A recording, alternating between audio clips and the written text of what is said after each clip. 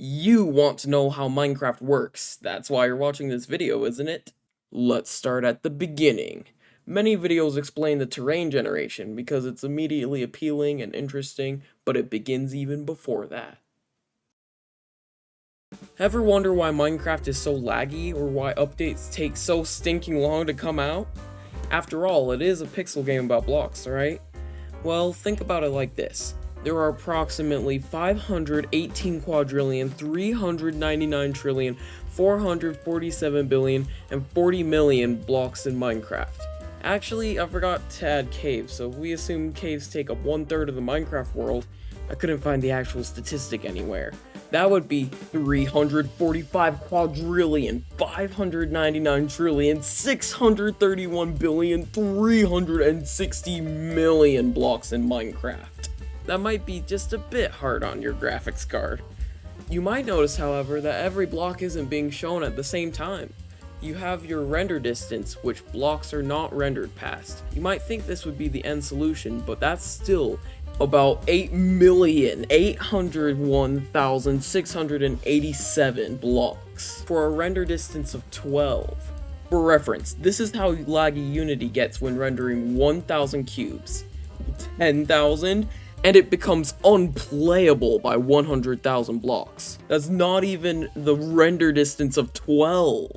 So how does Minecraft even get around this problem? Triangles. I know, in a game about blocks, triangles are what really saves the day. You see, in all 3D computer models, including those in games, they're rendered by triangles.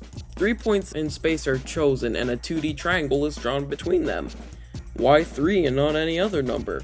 1 would basically be 3D pixel art that would make infinite resolution while still light on the computer impossible. 2 would be a line and thousands would be required to make a simple face. And 4? It seems good in theory as it creates a flat plane, but the moment that you move one of the points off this flat surface, you run into some weird stuff and bending. So triangles then. Something weird about these triangles though is that they're not actually visible on both sides, but if you want to see more into that, I suggest watching the 3ags first how to make Minecraft in Unity video. That goes into it a little bit more in depth. Link in the description.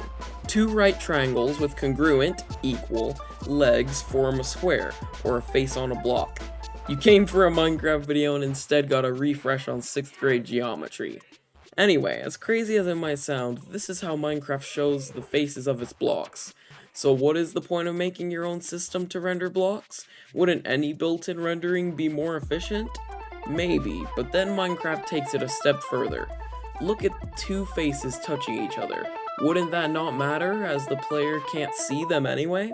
It doesn't, so they are deleted, not to be rendered at all. What about blocks like glass? Well, if the face of that block is transparent or isn't full, like a fence post, it will not hide the faces, or at least the face the player could see. So if you had a fence post right next to a grass block, the fence post being obstructed by the block would be invisible.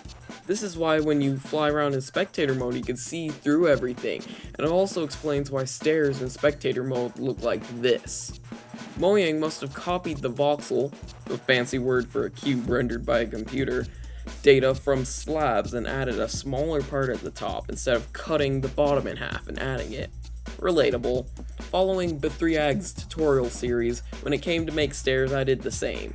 One last major performance improvement that this makes is that each chunk, or the 16 by 16 by 384, believe it or not nowadays, block areas that make up the world can be a separate object instead of each block. If each block were an object, each would have to be rendered separately, and most importantly, would need their own script. This also includes built-in physics systems, which can be very laggy. The 3ags has actually gone out and said that one chunk at the base level with a simple script is much less laggy than just drawing in a cube as a game object in Unity. A single cube. One chunk could be less laggy than a single cube. Something also to note is that Super Mario 64's Mario, while looking super blocky and triangular, is made up of 752 triangles, or 63 plain cubes. A cube of 64 blocks with this new method, though, is only 192 triangles. In theory, that can translate to a 74% decrease in lag for if you render blocks this way over the built-in rendering system. Finally, how the textures are put on the blocks. Minecraft used to use one large image and it would pick different parts of it for which block it needed, but has since then switched to each block being a separate image, with the only part of the game still using a texture atlas being the UI items texture atlas. Vertices, the points on the ends of the triangles, can have an image and the part of the image assigned to it, so that's how Minecraft blocks are able to each look different from each other. And finally, the only thing left is, why is there fog in Minecraft, and how does it work? All types of fog could fall under visual effects, which is an episode for another day, but one kind of fog is related. Not currently having a known name, distance fog is what's used to make harsh chunk borders appear softer by creating a cylindrical smooth fog to make it feel more natural. And now you know how Minecraft renders its world. Join me next time to find out how do chunks interact with each other, and comment which parts of Minecraft you would like to learn about. Awesome Player 98 out! If you got to the end of this episode, you might enjoy next time's. New episodes every Friday at 3 PM Central Time. Make sure to catch them live.